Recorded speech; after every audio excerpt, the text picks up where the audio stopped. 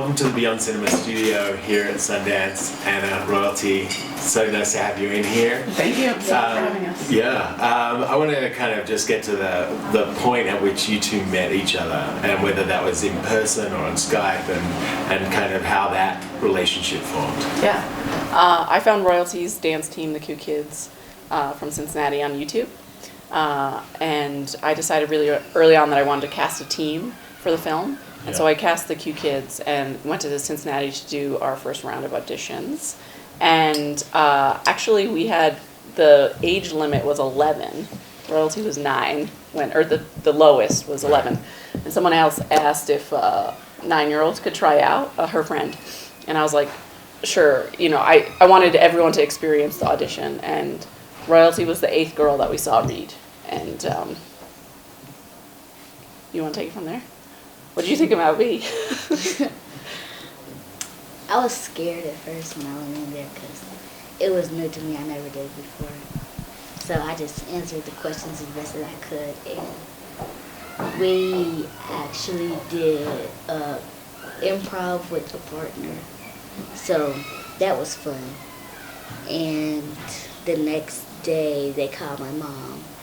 But I don't know why, because we didn't have practice that day. So they said they wanted me to come to the studio, and they told me that I had to leave, bro. And how did that feel? It was exciting. Yeah. And from then on, did it feel like you were learning something new every day, or that you could just totally be yourself, and it was like, and that was like more of just a natural process for you? I could be myself sometimes, but most of the time, I was Tony. Yeah. Tony and Royalty are really different people, so she got to become somebody else for the day. And you got a hell of a lot of exercise too over the course of this production, because between the boxing and the dancing and throwing basketballs against the wall and running up and down the stairs. Sometimes I would joke that we were making a feature-length workout video starring Royalty. Yeah, it was very physical. What was training like, boxing? It was hard because it was new to me, and my arms weren't used to that. I had to go up and down and jump, punch in the air. It hurt in my arm. Did you watch anything? Did you show her any visual references in terms of either photography or other films, or? No, we worked with a modern dancer. Well, we worked with 3 choreographers for the film. Yeah. And so much of it was about her physical performance. And the 2 women, Mariah and Shreya, who choreographed the drill, are her coach. So they know her as a dancer, and that was fine. And we worked with a modern dancer, Celia Rosenhall, and that was mostly what we talked about. But when I met Royalty, I also asked her, like, what kind of movies she liked, and she was like, Chucky. Chucky's my favorite movie. And I was like, okay, I can work with this kid. I think she's into movies, so, yeah. Well, there's like some elements in this film that are kind of dark and mysterious too. Yeah. And I knew she could go there. Yeah, and then over the last month or so with the crisis in Flint over the water, like, I don't know if like that's like kind of like an added element that now people are so aware, like it adds to this awareness that people have, even though we had this, you know, general water crisis. Yeah. And water conditions at other places, as opposed to at home, but now they're coming home as well, Yeah. so it becomes an added element. I wish it weren't an added element. I mean, what's happening in Flint is pretty horrific, and that they were ignored so long by their government is atrocious. But yeah, you know, for me, the water was always kind of a throwaway in the script, as, you know, there was no political intention behind that. Unfortunately, there's a reality now that connects them, but I know the Q Kids in Cincinnati have been doing water drives and bringing water up to Flint, and yeah, so they're doing what they can. That's cool, and it also could add potentially a social impact involvement for the film now that you can identify this as an issue, a relatable issue that's happening nearby. And so, and for you as well, because you've been working on these other projects and a lot of documentary projects. So to take the switch over to narrative and then have it to have potentially the impact that a documentary could have might be a nice kind of like unexpected result. Yeah. Also, I mean, for me, the crossover was coming in and meeting real people, listening, and involving them and making it a community effort. So like I couldn't have made this film without the West End community in Cincinnati, and the Q Kids especially were so generous with their time, and it's like a sisterhood, and that was a big part of it. I lived there for 9 weeks total during prep and production, and like they're my family for life. So. Have you shown them the film? Did you show them a cut? Yeah, we did a big screening. We rented out like an AMC in Kentucky right over across the border and showed the girls, and it was like the most emotional for me. I don't know how it was for you. How did you feel watching it on the big screen? With the girls. Yeah, with everyone around you.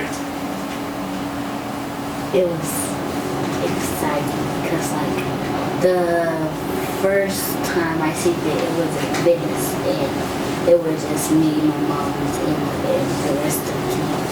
It wasn't like my family or my friends, and it was my mom, like the rest of my friends. It was exciting because like I would just sit next to my friends. We were just watching the movie, and everybody loved it. That's great. And could they believe that they were seeing like you up there at that size, like 14 feet tall? Yeah. The screen like curved around. It was they bumped us up to their largest Cineplex. It was crazy. But the end of the film, like, you know, all the girls who were in the film, which is 45 girls, they were all doing the chants along with, it was like, I cry a lot, so I was crying. But it was a very powerful screening. Yeah. Were you aware of yourself? Did you find it easy to watch yourself in those moments, or did you have to kind of look away and like, because people react so differently, like seeing themselves as a different person. Like, so were you able to, when you were watching it, were you able to kind of get involved in the story, or were you just remembering all those moments on set and what was happening around those moments? I was just remembering, like, when we were filming it, we were filming out of order, so it was like, it wasn't like the scene, then the next scene after that. It was the scene, then the last scene, then the middle scene, and they were out of order, very out of order. So it was just like seeing it put together versus seeing it while we were filming it. Right. It's very different. Yeah. It's also like, for me, we usually sit next to each other in the theater, but hearing her like crack up at the movie, it's like, it's so off. It's just like, it's so satisfying to just like make this thing together, and it moves both of us. So it's incredible. And also, like, there's like such an absence of adults in the movie too. So it's like, I could just imagine like a group of kids watching it. Yeah. It's them being represented back to them without this additional kind of authoritarian voice kind of ruling the conversation or dictating the conversation, which I thought was really cool. Cool. Yeah. And then just kind of to talk on that issue of diversity and things of that nature, because we're at a stage where that's very much a part of the cultural conversation right now. Yeah. Women Make Movies got behind the film. Yeah. I saw a couple of people in the credits that looked really cool, like Kazi Lemons. Yeah. Can you talk a little bit to me about how that community came together? Yeah. Well, from the beginning, this film, I co-wrote it with 2 other women, and we are really different types of women from really different types of backgrounds. So we were trying to kind of find that Venn diagram of that moment in girlhood that we all connected to. And we've just had incredible partners along the whole way. We did a lab with the Institute, an inaugural lab. My editor, Celia Davis, and I had the privilege to go up to the resort. And we had a bunch of different advisors. Lee Percy is an editor who edited Boys Don't Cry, and he was our key mentor. And Casey Lemons was also up there. It was like so amazing to connect with her. And then Journey actually came to our screening in Salt Lake, and she got to connect. She was about Royalty's age and Eve's Bayou, so it was like this kind of a cool little circle. But Cinereach also came on as a supporter, and they support such diverse content and really encourage artists from all backgrounds to take big risks. So I think the nonprofit world is ahead of the game in terms of encouraging and putting money on the table for diverse filmmakers, and we're just really grateful for the support all around. Yeah, I love the images of Cincinnati, like even like the high image looking down at the town. It must have been interesting seeing like places you're so familiar with represented in a new way as well. And I got to paint. The stripes are still there. Oh, The community center kept the stripes. And is the empty swimming pool still there too? Well, now it's empty again. Yeah. But we went back for pickup shoots, and I was like, oh right, the pool is a pool. It's not like a room that we get to go in. It's full of water. Yeah. So, but the Q kids really practice at the community, or at the time they were practicing at that community center, and that's pretty much the whole movie shot in one building. So.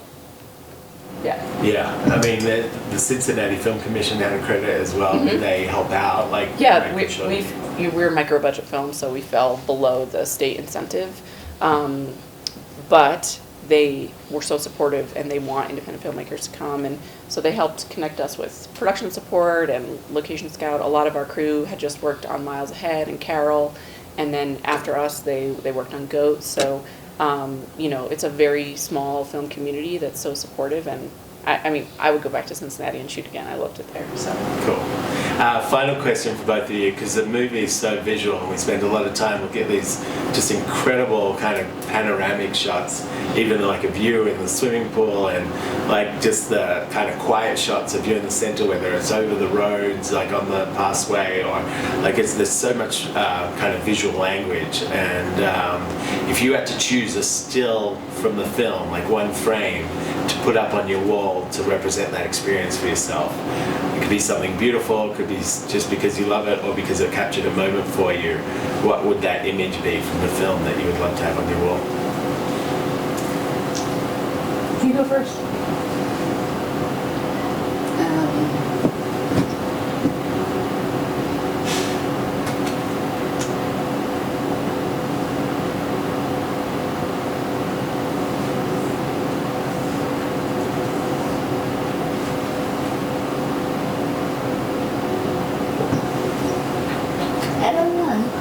When you think about the movie, does one image come into your head first?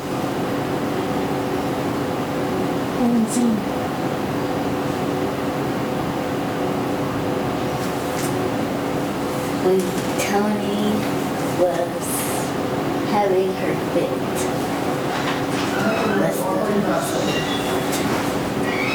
Very cool. And for you? For me, the moment on the overpass when Tony's by herself and she, when she becomes a dancer really for the first time.